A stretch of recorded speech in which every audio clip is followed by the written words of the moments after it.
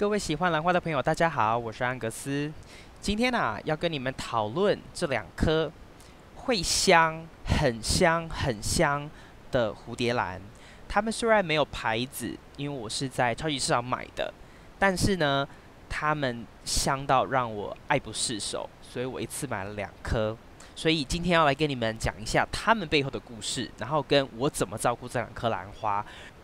如果你是第一次看到我的影片的新朋友，我的 YouTube 频道是一个兰花频道，我在这边跟你们分享兰花相关的种植要领、个人经验，我从其他兰友学习到的技巧、兰花欣赏等等。如果你对兰花有兴趣，请订阅我的频道并打开通知铃铛，这样每当我上传新的影片，你就会收到及时的通知哦。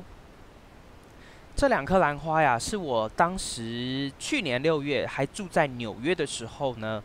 购买的2颗兰花，是在我们的一个超级市场叫 Trader Joe's 的超级市场里面买到的。每一颗兰花基本上就是9.99块，10块美金一颗，折成台币大概就是300出头。但是呢，它们非常的香。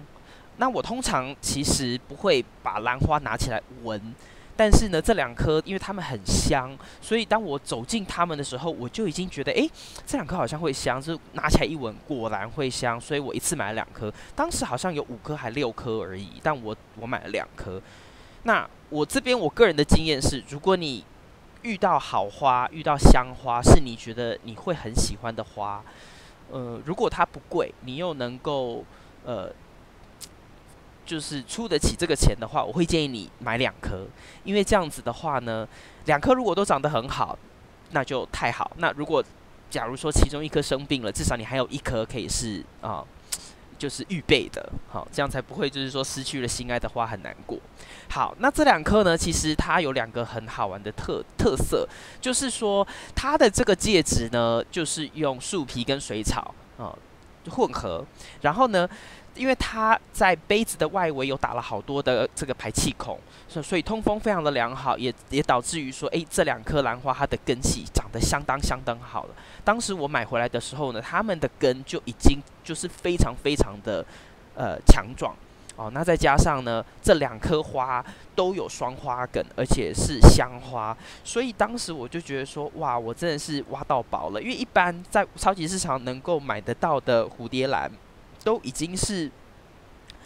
经过非常多代的这种混合杂交，所以基本上它们都应该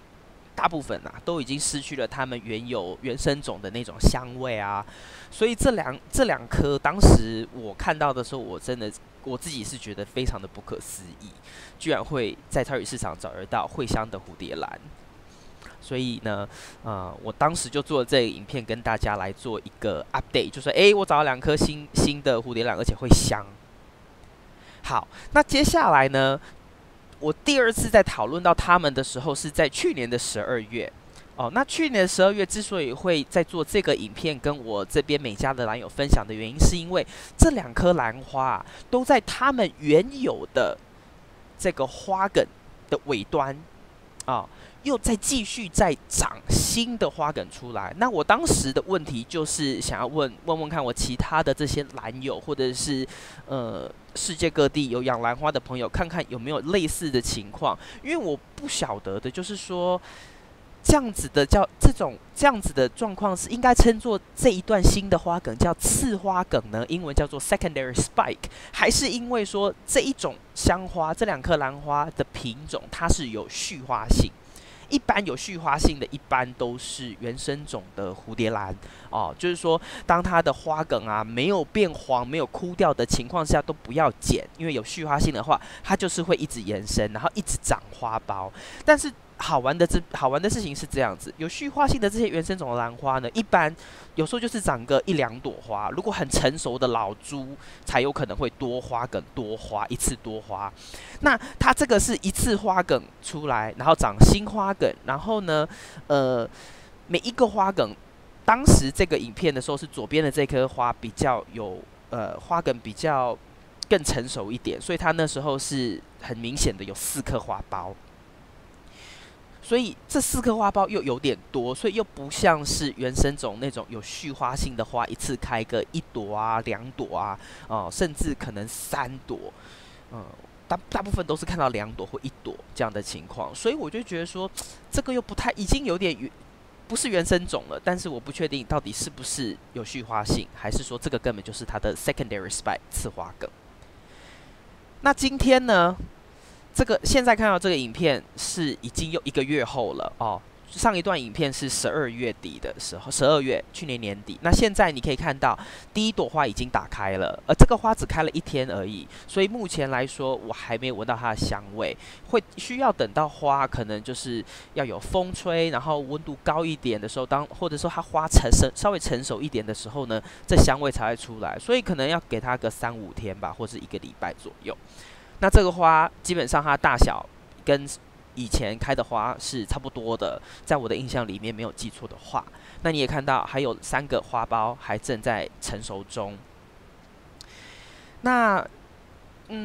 目前的话呢，我觉得它中间的老花梗的，就是它那个花梗新出来的地方还有可能再继续延伸，但还要再继续观察。那这一颗呢？你看哦，经过1个月了，它就很明显的长出来了，这个花梗的部分，然后也可以看得到有4个花苞即将会产生，